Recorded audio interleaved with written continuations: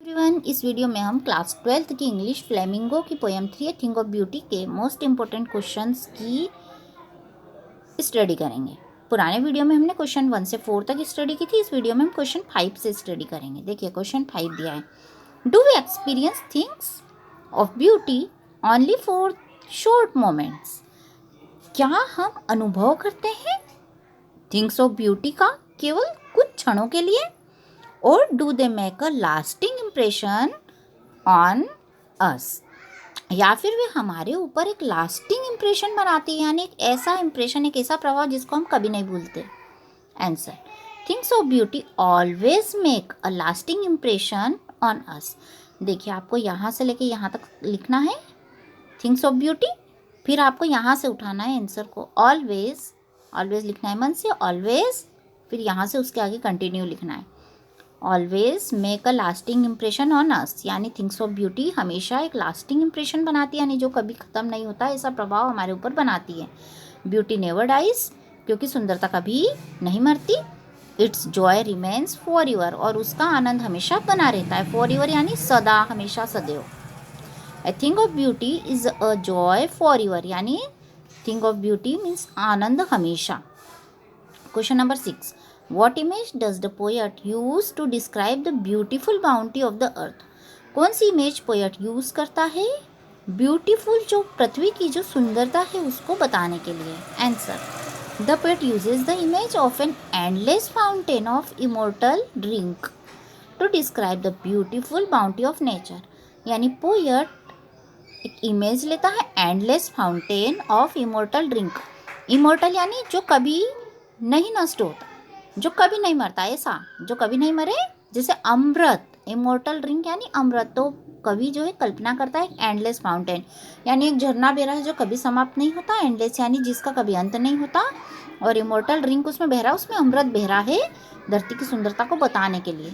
According to the poet, यानी poet के अनुसार, the beauties of the earth, यानी पृथ्वी की सुंदर चीज़ें कौन कौन सी हैं, जैसे सन, मून, फ्लावर्स, रिवर्स, ग्रीनरी, ये सभी स्वर्ग से आई हैं, यानी सूर्य, चंद्रमा, फूल, नदियाँ, हरियाली, ये सभी स्वर्ग से आए हैं। क्वेश्चन नंबर 7 देखिए, what does the line therefore are we wreathing a flowery band to bind us to earth suggest to you, यानी ये जो लाइन दी है आपको कि हम जो है हम जुड़े हुए हैं एक फ्लावरी बैंड से जो धरती से हमें बांधे हुए हैं। जैसे हम मनुष्य हैं तो हम धरती के साथ एक इस टाइप से बैंड से जुड़े हुए हैं, है ना। ये हम मनुष्य हैं और ये हम मनुष्य हैं और ये धरती है, और एक फूलों का बैंड है इस टाइप का जो कि हमें आपस में बांधे हुए हैं।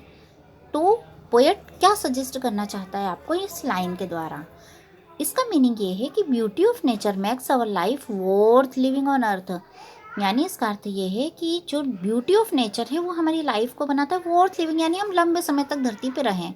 ये लाता है शांति और रिमूव कर देता है सैडनेस हमारी लाइफ से।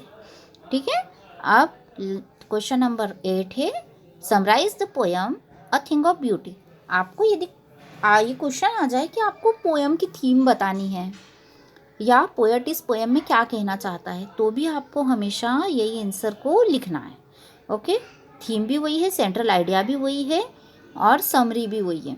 Answer, the poem A thing of beauty is a beautiful poem by John Keats. जो पोएम है थिंग ऑफ ब्यूटी एक बहुत ही खूबसूरत पोएम है जो जॉन कीट्स ने लिखी है। The poet in this poem finds beauty in all things, और इस पोएम में पोएट सारी चीज़ों में सुंदरता ढूंढ रहा है। ही सेज, वो कहता है कि thing of beauty is a joy for ever, यानी थिंग ऑफ ब्यूटी यानी हमेशा आनंद। The poet describes many beautiful things, poet बहुत ही सुंदर सुंदर चीज़ों को डिस्क्राइब करता है, जैसे सन को, मून को, फ्लावर्स को, ट्रीज को, क्लियर स्ट्रीम्स यानी साफ धाराओं को, जैसे नदी की धारा बहती है उसको, ये सारी ब्यूटीफुल थिंग्स है। पोएट कहता है कि कोई बहुत ज़्यादा दुख या सोरो नहीं है इस धरती पे, ग्रीफ यानी दुख, सोरो यानी भी दुख, तो इस धरती पे कोई दुख नहीं है। That life would become impossible, और इतना गहरा दुख नहीं है कि लाइफ इम्पॉसिबल हो जाए। Without a thing of beauty, यानी थिंग ऑफ ब्यूटी के बिना लाइफ इम्पॉसिबल हो जाए।